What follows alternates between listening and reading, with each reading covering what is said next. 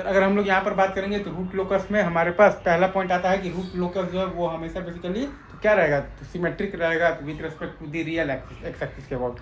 और टोटल आपके पास लोकाई होता है maximum of the P comma Z, और total number of the asymptotes आता है आपके पास P minus Z. Angle of the asymptotes आता है आपके पास, अगर आपके पास एक है तो 180 डिग्री, दो है तो 90, 270, तीन है तो 60, 180, 300, और चार है तो 45, 135, 225, और 300 है आपके पास तो 15 डिग्री है, राइट।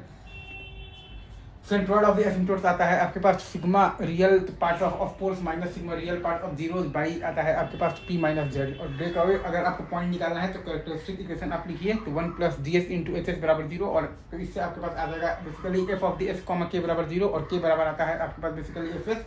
वहाँ से आप जब करेंगे तो डी के बाई डी एस बराबर 0, तो एस आ जाएगा आपके पास तो break away point.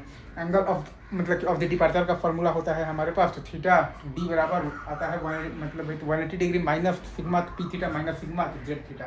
Theta D बराबर आता है 180 degree minus sigma P theta minus sigma Z theta. Positive real मतलब कि एक्सिस से लेते हैं, और एंटी क्लॉकवाइज होता है पॉजिटिव और क्लॉकवाइज होता है निगेटिव। अब आइए आप बेसिकली इंटरसेक्शन विद द मतलब कि इमेजिनरी एक्सिस में, तो characteristic equation 1 plus G S into H S बराबर 0। इसके बाद आप इसका बेसिकली तो रूट एरे बनाइए, यहाँ से आप के निकालिए for the marginally stable system. अब उस के को आप बेसिकली ऑक्सिलरी इक्वेशन में रखिएगा, ठीक है। तो जो एस जो निकल कर आएगा वही होता है आपका basically intersection with the imaginary axis. Auxiliary equation एक आपका इवन डिग्री का मतलब कि इक्वेशन होता है, उसका जो रूट होगा वही होगा आपके पास intersection with the imaginary axis. अब एक और पॉइंट ये है कि लाइंस आपका जो पोल्स है वो आपके पास के बराबर 0 से मतलब कि ओरिजिनेट होता है, और लाइंस आपका जो टर्मिनेट होता है वो होता है आपके पास एसिम्प्टोट्स पर, मतलब कि के बराबर इन्फिनिटी पर या फिर जीरोस पर, के बराबर इन्फिनिटी पर।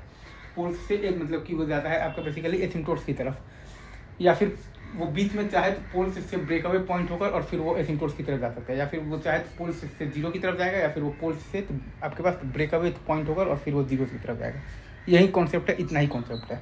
अब इसके बेसिस पर हम लोग बहुत सारे लगाएंगे तो क्वेश्चंस लगाएंगे, और वो रूट लोकस के अच्छे अच्छे सवाल होते हैं, वो ग्राफ वगैरह वो डिज़ाइन करने के, ठीक है।